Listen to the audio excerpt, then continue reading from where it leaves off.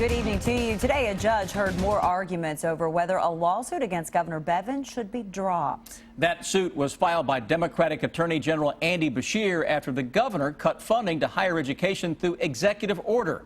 Beshear says the governor overstepped his authority, but attorneys for Bevin say that he was following the law. Hillary Thornton has more from Frankfort in our top story at 5:30.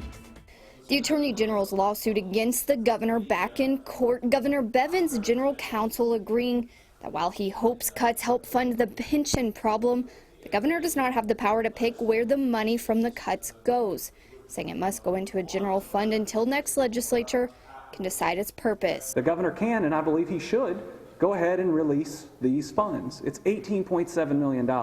That's critical to the universities. It's not going to really change the overall numbers for the next budget, and as the governor's general counsel admitted today, it would just sit. The governor's attorney focusing on the difference in the terms appropriation and allocation, agreeing the only entity allowed to appropriate money is the General Assembly. However, once the spending ceiling is set, they say KRS 48620 gives the governor the ability to spend less than that ceiling, making downward revisions where he deems necessary. They went on to say the governor is hoping to get rid of the use it or lose it mindset. Let's don't just spend all this money because it's been appropriated to you. Let's try to save some of it so we can try to solve this pension crisis. Beshear arguing this gives power outside of the governor's authority, claiming what the governor's counsel calls a downward revision is in fact a reduction, then showing this release from the governor that used the term reduction in the title. After today's hearing, Attorney General Beshear once again saying that this lawsuit is nothing personal,